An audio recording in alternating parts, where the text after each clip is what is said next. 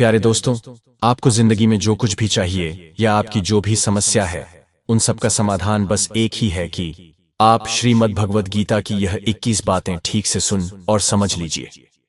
आपकी हर इच्छा पूर्ण होगी, हर मुश्किल आसान होगी और आपका हर दुख दूर होगा। श्रीमद् भगवद गीता यह पवित्र ग्रंथ सदियों से लोगों को जीवन का सही मतलब, उद्देश्य और कर्म का ज्ञान देकर अपने जीवन में उन्हें सही राह दिखाने में सफल रहा है। दोस्तों, भगवान श्री कृष्ण द्वारा दिए गए महत्वपूर्ण दिव्य संदेश को सुनने से पहले कृपया कमेंट में जय श्री कृष्ण अवश्य लिखें। आपकी भक्ति इस आत्मिक और आध्यात्मिक यात्रा को और भी सुखमय बनाएगा। यदि आप हमारे चैनल पर नए हैं तो अभी सब्सक्राइब जरूर करें और हम आपके लिए लाए हैं ताकि यह आपके वर्तमान और भविष्य के सभी दुखों और कष्टों का निवारण करने में आपकी मदद कर सके। गीता का यह ज्ञान अमृत कलश से भरा है जो इंसान के मरे हुए मन और जीवन में एक नई जान डाल देता है। मैं पूरे विश्वास के साथ यह बात कह सकता हूं कि जो कोई भी इन 21 बातों को ध्यान से पूरा वीडियो के अंत तक सुनेगा, उसे अपनी हर समस्या का समाधान मिल जाएगा। उसे वह सब कुछ मिल जाएगा जो वह पाना चाहता है। इसलिए इस वीडियो में एक भी संदेश को स्किप मत कीजिए और इस वीडियो को पूरा अंत तक सुने। तो आइए शुरू करते हैं। श्रीमद् भगवद गीता का पहला उपदेश यह है कि आंखों से सच दिखने वाली बात पर भी एकदम से जल्दी भरोसा नहीं करना चाहिए। ऐसी बहुत कहानियां आपने सुनी होंगी कि कई बार आंखों से दिखने वाली बात भी सच नहीं होती है। इसीलिए भरोसा करने में अभी भी जल्दबाजी मत करना।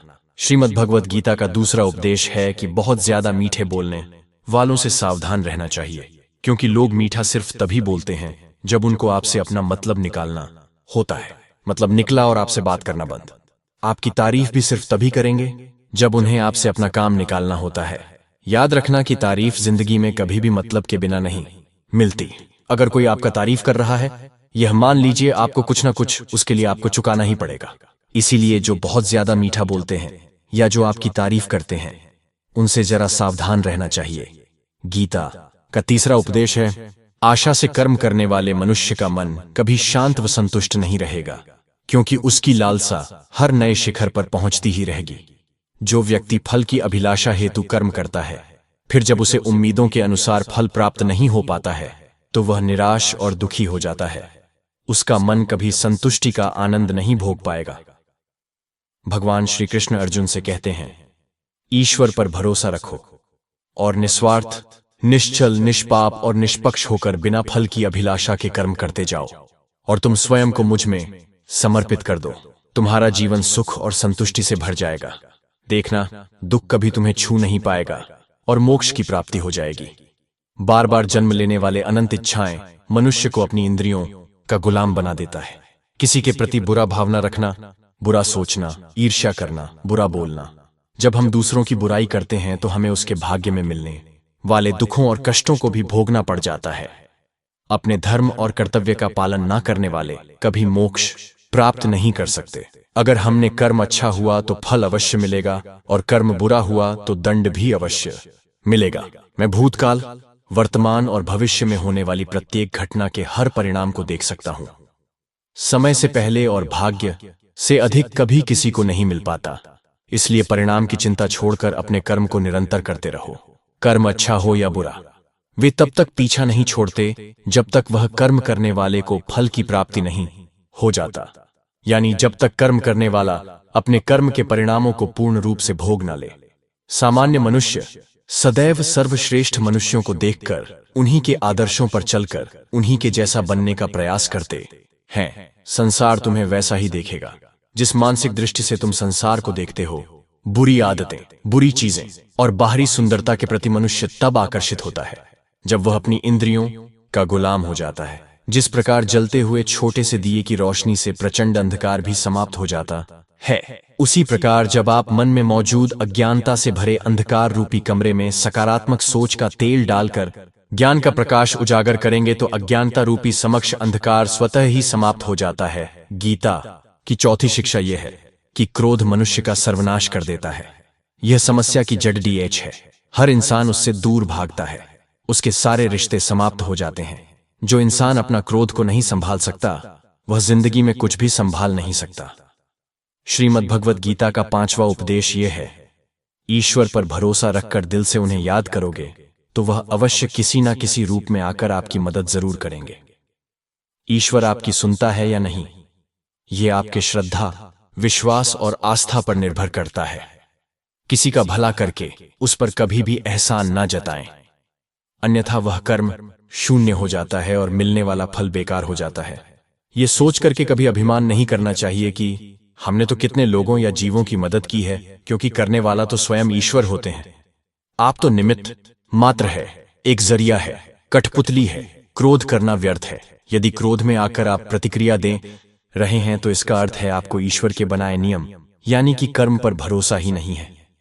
मन के शंकाओं को कभी जन्म ना दो, जिससे जीवन का सुख चैन छीन जाता है। यदि कोई आपके साथ बुरा करता है तो कर्म और समय उसका हिसाब खुद ही कर देगा। उपकार के बजाय परोपकार करें और चिंता की बजाय चिंतन करें। अपने मन को सदैव नियंत्रित करके चलें, अन्यथा यह मन आपका सबसे बड़ा शत्रु बनकर आपसे बुरे कर्म करवा सकता है। ज्ञान सदैव बुद्धि से उत्तम व श्रेष्ठ होनी चाहिए, इसलिए ज्ञान अर्जित करते रहे और बांटते रहे ताकि दूसरों का जीवन संवर जाए।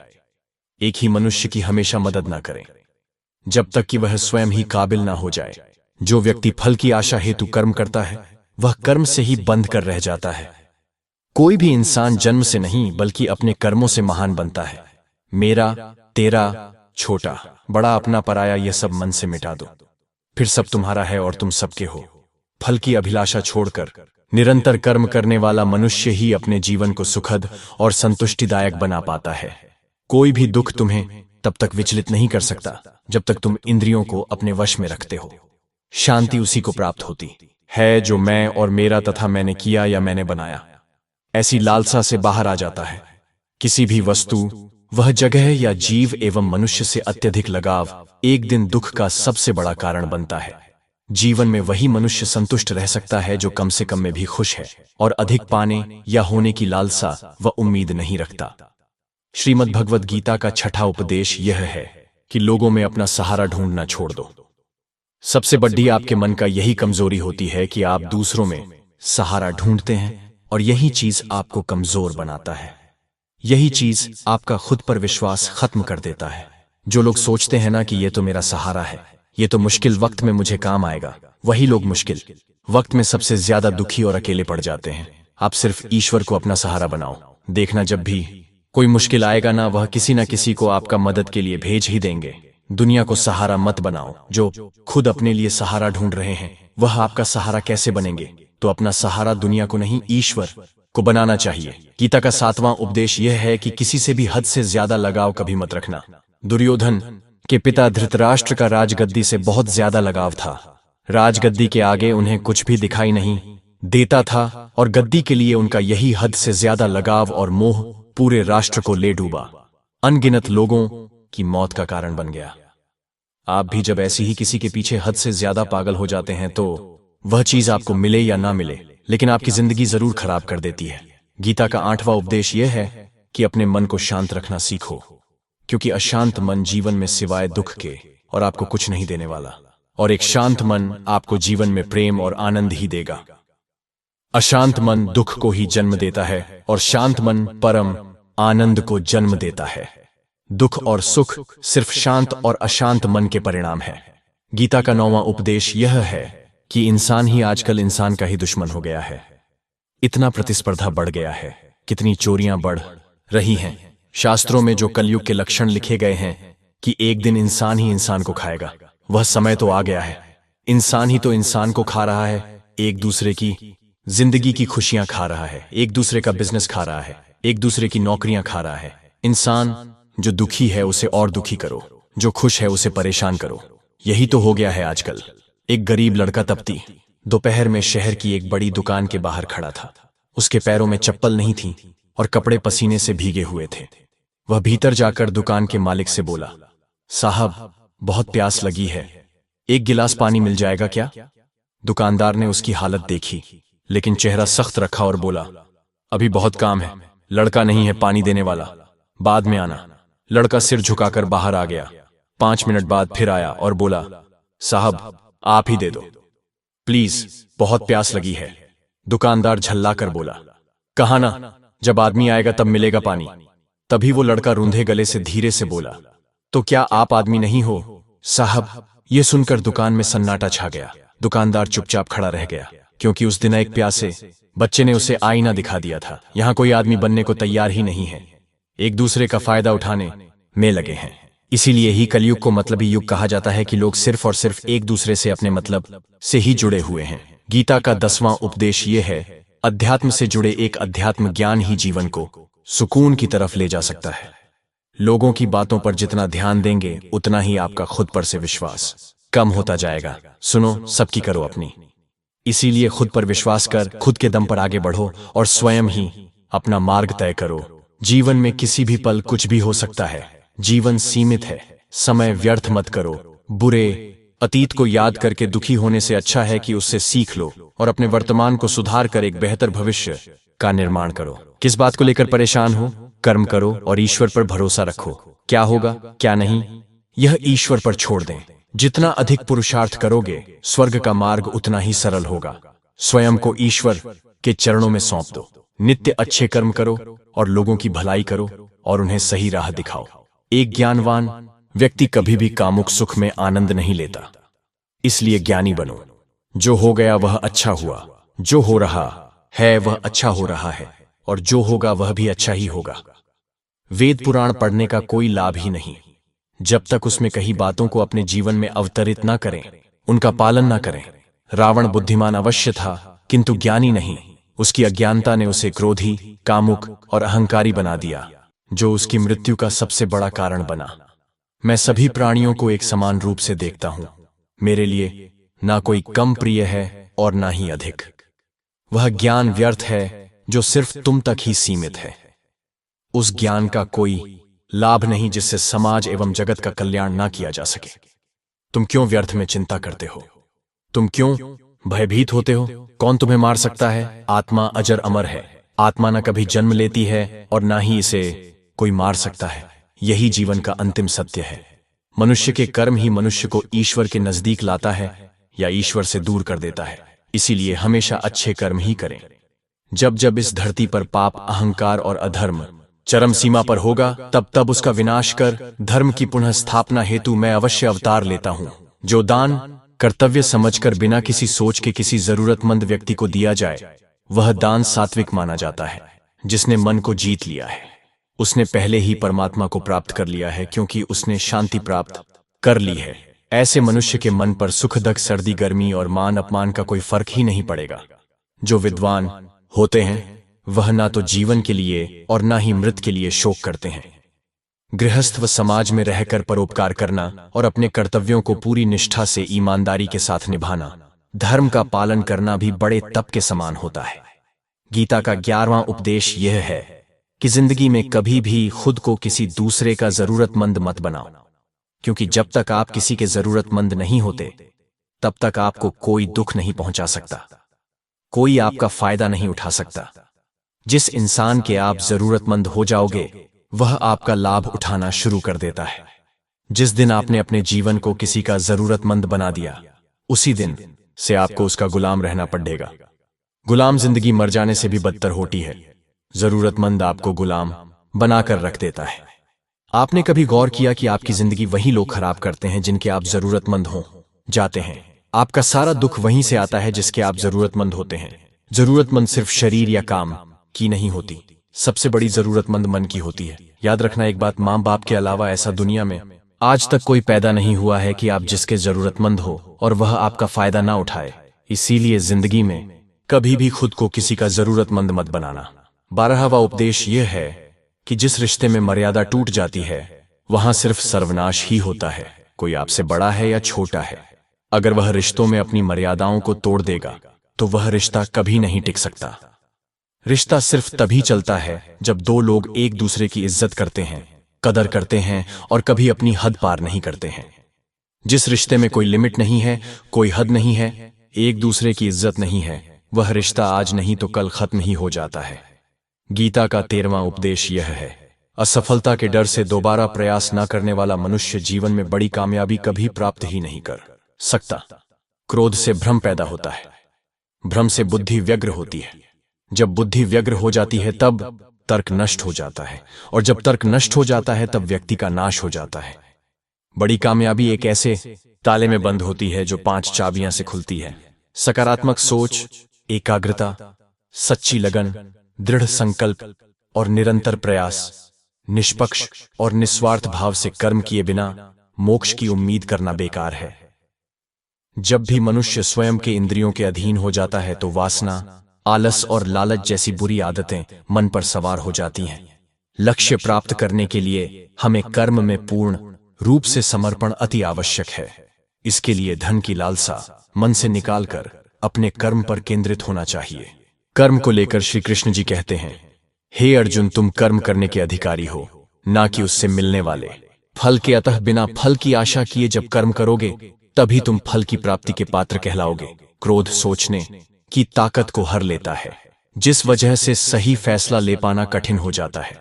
यदि आप कर्म फल प्राप्ति की लालसा व लालच हेतु कर रहे हैं तो कर्म कभी आपकी उम्मीदों के अनुसार प्राप्त नहीं होगा। बुरे कर्म से पीछा छुड़ाने का सबसे बेहतर तरीका है मन में अच्छे विचारों को आने दो और सकारात्मकता से सोचो। मनुष्य का मन परिवर्तनशील है। हमारे सोचने का तरीका और आदतें वैसे ही बनेंगी जिस तरह से लोग और माहौल में हम अधिक समय बिता रहे होंगे। मनुष्य जीवन में वही करता है जो भी वह देखता है, सुनता है, समझता है। जो व्यक्ति किसी अच्छे कर्म को करते हुए उसे ही अपना सौभाग्य और पुरस्कार मानता है तो ऐसे व्यक्ति को कर्म फल उम्मीदों से कहीं अधिक मिल जाता है। बड़े लक्ष्यों के निर्माण और सपनों को सच करने के लिए सबसे पहले आपको कल्पनाकारी बनना होगा। गीता का 14वां उपदेश यह है कि जिस रिश्ते में मर्यादाएं टूट जाती हैं वहां सिर्फ सर्वनाश ही होता है। कोई आपसे बड़ा है या छोटा है, अगर वह रिश्तों में अपनी मर्यादाओं को तोड़ देगा तो वह रिश्ता कभी नहीं टिक सकता। रिश्ता सिर्फ तभी चलता है जब दो लोग एक दूसरे की इज्जत करते हैं, कदर करते हैं और कभी अपनी लिमिट क्रॉस नहीं करते हैं। जिस रिश्ते में कोई लिमिट नहीं है, एक दूसरे की इज्जत नहीं है, वह रिश्ता आज नहीं तो कल खत्म हो ही जाता है। गीता का 15वां उपदेश यह है, जो आपके सामने अपनापन दिखाए, आपकी पीठ पीछे आपको नुकसान पहुंचाए, ऐसे लोगों से दूर ही रहना। भगवान श्री कृष्ण ने कहा है कि ऐसे लोग उस घड़े की तरह होते हैं जिसके मुंह में तो अमृत लगा है लेकिन जिसके भीतर जहर भरा हुआ होता है। आप जिसे अमृत समझकर पी जाते हैं, वास्तविकता में वह जहर ही होता है। तो ऐसे लोगों को जहर की तरह छोड़ देना चाहिए जो अपनेपन का दिखावा करें और पीछे से हमेशा आपको नुकसान पहुंचाए। गीता का 16वां उपदेश यह है कि जीवन में कई बार नया शुरू करने के लिए पुराने को पूरी तरह से मिटाना पड़ता है। श्री कृष्ण से कुंती ने पूछा था कि हे कृष्ण, क्यों तुमने इतना बड़ा महायुद्ध करवा दिया? तो श्री कृष्ण ने बोला कि अधर्म बहुत बढ़ गया था और इस अधर्म का पूरी तरह से नाश करने के लिए, एक नए युग को लाने के लिए पुराने का सर्वनाश करना बहुत जरूरी होता है।